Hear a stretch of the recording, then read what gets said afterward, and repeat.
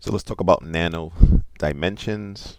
In particular, if we look at the daily chart, I want to talk specifically about the spike in price from the low 220s to the high 290s, right? Something happened here.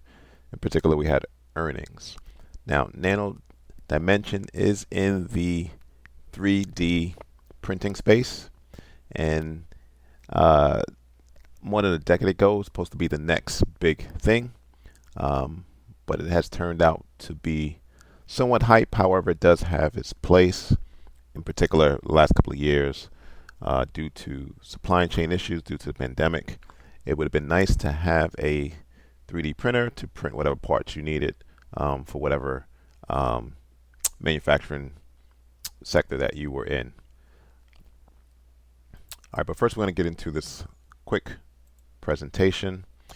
The evolution of additive manufacturing, exploring the boundaryless potential of 3D printing. So 3D printing goes back to the 1980s. A gentleman by the Charles Hall. He had the first 3D printing device.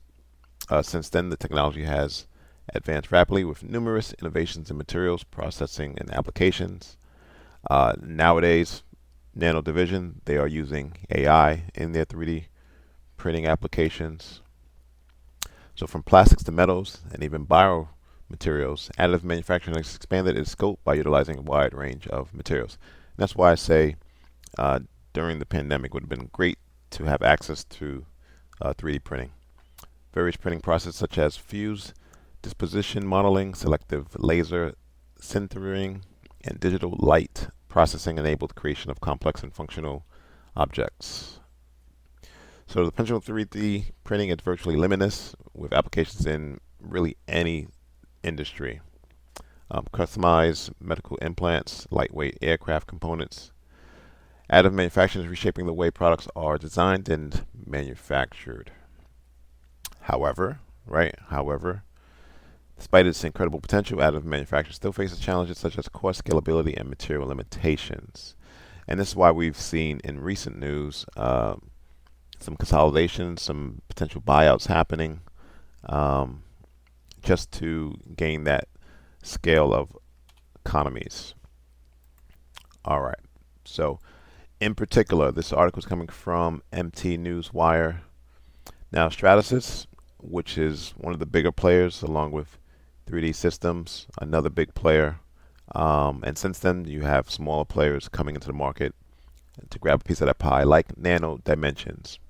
All right. So, in terms of consolidations, recently Stratasys rejected two separate takeover offers, one from the big counterpart 3D Systems, but also Nano Dimensions was trying to buy Stratasys.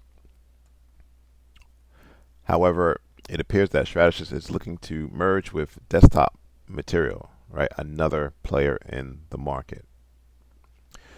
Stratasys announced that a revised partial tender offer by Nano Dimensions to acquire Stratasys for $20 per share in cash substantially undervalues the company. So a partial tender is when a company wants to buy out another company but doesn't want to buy all their shares. However, Stratasys is saying, nah, what you're offering is, I can't entertain that. We're valued more than $20 per share in cash. All right. So going back to the charts, why this gap up and another gap up last week? All right. Well, they announced earnings. This is coming from Yahoo Finance, and their Q1 results resulted in roughly 15 million in revenue year, and that was about almost 50% year-over-year growth.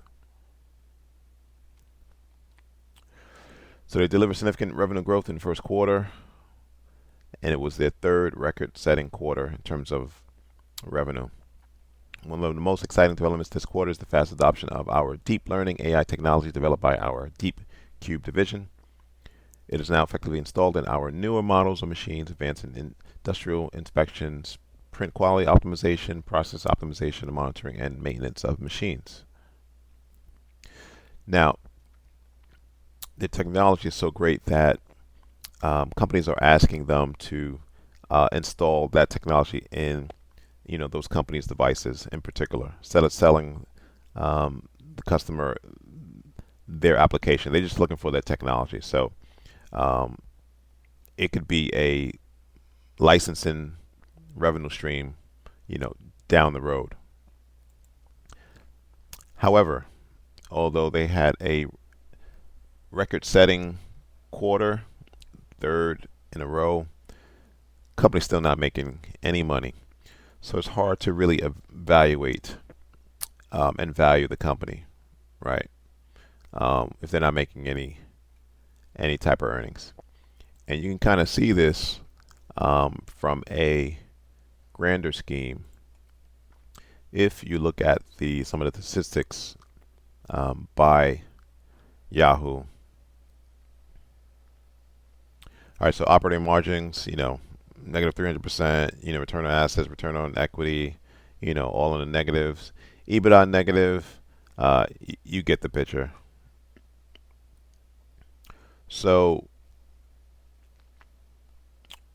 Nano is a high risk type of investment.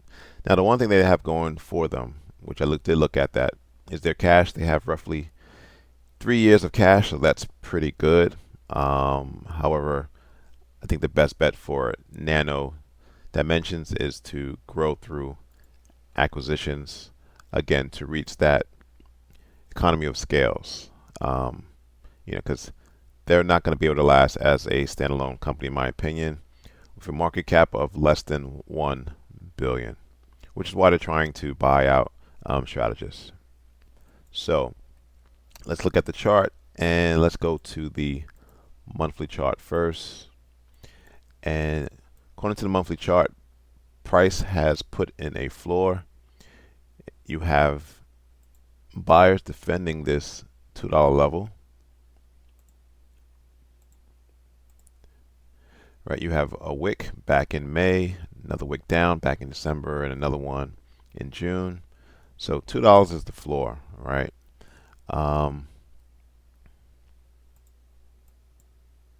I'm going to put another line at the $4 mark. In order for me to take Nano Dimension seriously, I need to see a monthly close above $4, right? So yes, you can get in now and hope for the best. If you got in down here, well, your reward is going to be the highest, and your risk is also going to be highest. Some investors, traders are confirmation type traders and investors.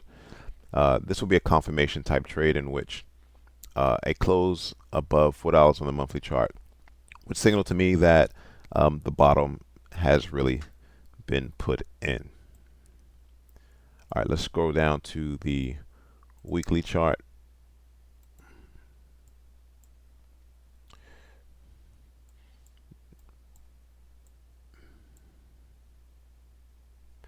And let's see if we can just trying to see if we can draw a trend line somewhere.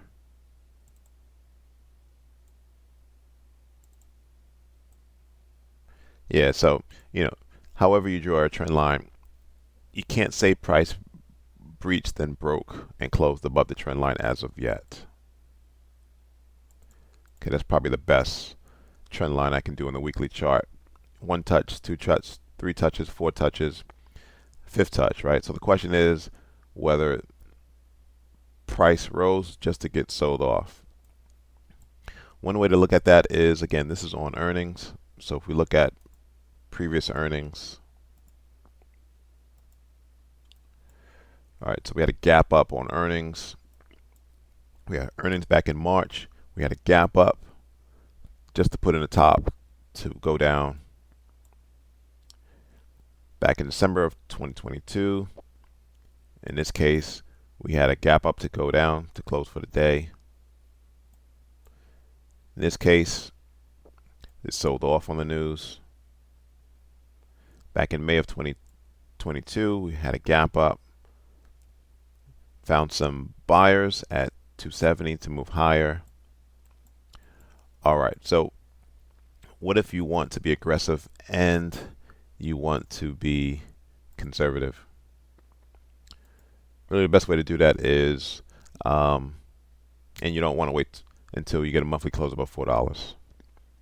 You need to see it close next week or in the coming weeks above this downtrend line on the weekly chart, right? That would be somewhat confirmation that prices could go higher. However, what I will be looking at is to see if we have somewhat of a top-end pattern where price puts in a high, right? You have some what I'm going to call distribution before prices collapse.